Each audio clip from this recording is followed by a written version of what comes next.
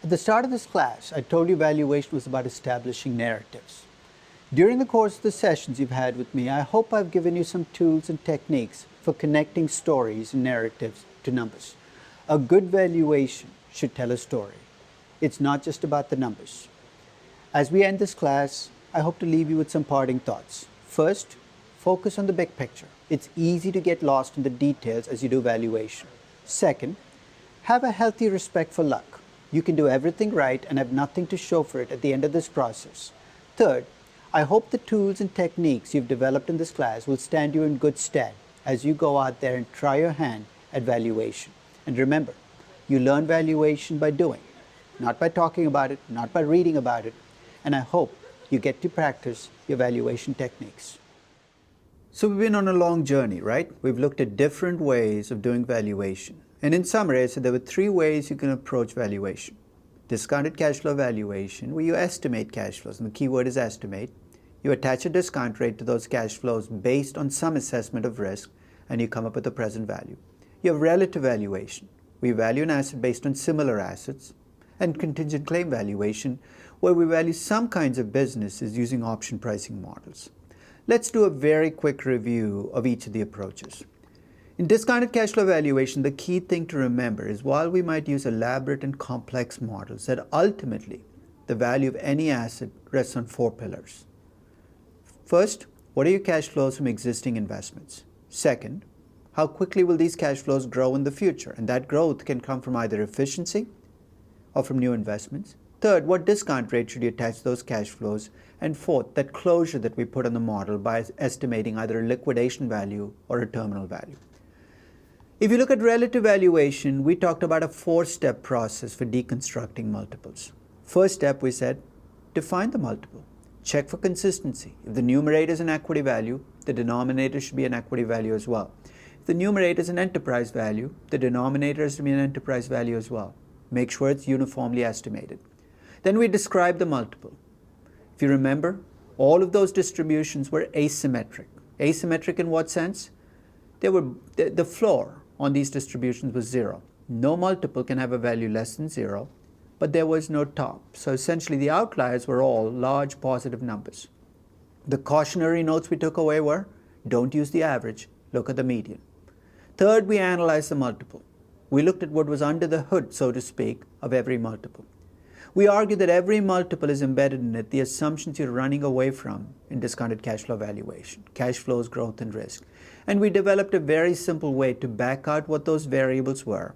And then, as a 4th step, we talked about controlling for those differences. I don't mean to overwhelm you on a single page, but in this page I've actually summarized the driving variables for different multiples using the technique we talked about. And the technique is simple. If you have an equity multiple, go back to an equity valuation model. I use the stable growth dividend discount model to extract the variables that drive the price-earnings ratio or the price-to-book ratio, and you can use it for any other equity multiple. If you have an enterprise value multiple, I went back to an enterprise value valuation model.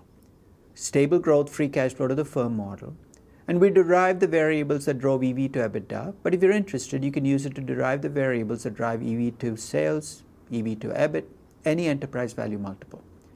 So with relative valuation, keep your eyes on the price. You still care about fundamentals, but you're bringing in the pricing of similar assets to help you do that assessment a little better. Which brings us to the final approach to doing valuation, which is option pricing. I'm a skeptic on option pricing valuation. I think people are a little too cavalier about when they use real options models to attach value. So I use that word that I think should separate when you should use it from when you shouldn't. Exclusivity. If you have exclusivity, then you should be using option pricing, and you can use it to value the option to delay, which we use to value patents and natural resource options, the option to expand, which we use to value strategic investments, and the option to abandon, which we use to value flexibility. So if you think about the choices, there are many. In fact, if you were to list out all of the choices in valuation, it can be a little bit overwhelming. You can have asset-based models, and we did that detour. They can be discounted cash flow models, they can be relative valuation models, they can be real options models. So one of the choices you will face as an analyst when you sit down to value an asset is, which approach should I use to value something?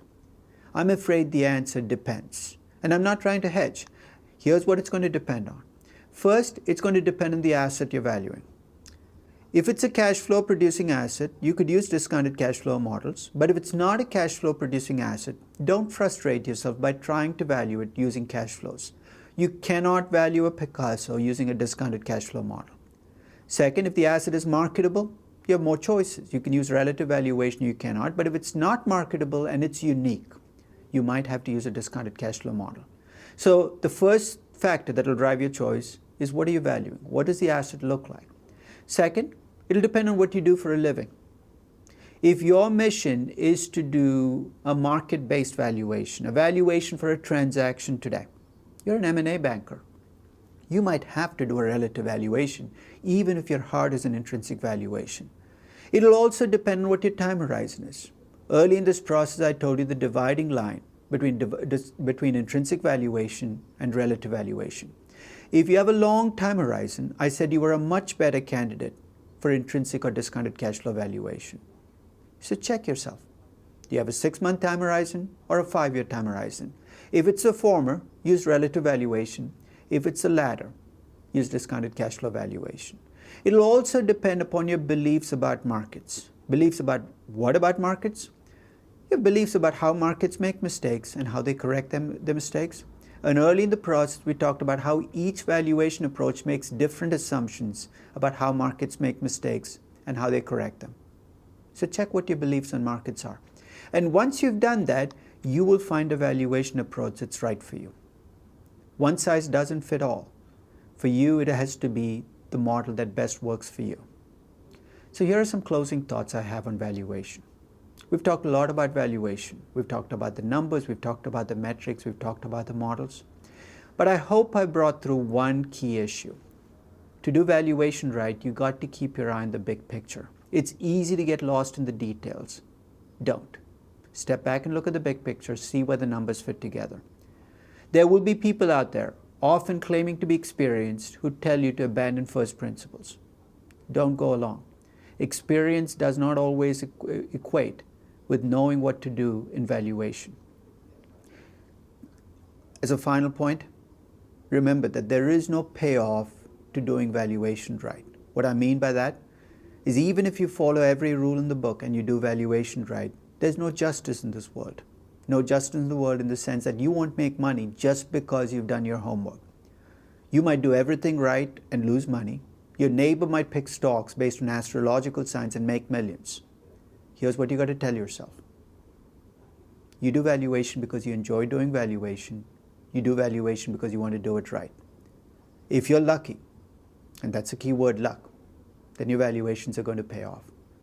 My parting wish for you is, even if you're not good at valuation, be lucky. And I'm going to end this session with a slide on lemmings. I started the very first session talking about how I do valuation to fight the lemming in me. Here's the final slide. Here's why lemmings go off the cliff. These guys think they can actually fly. And I would say the same thing about most investors. Most investors think that they can violate investment first principles, that they can fly. But in the end, the truth will win out.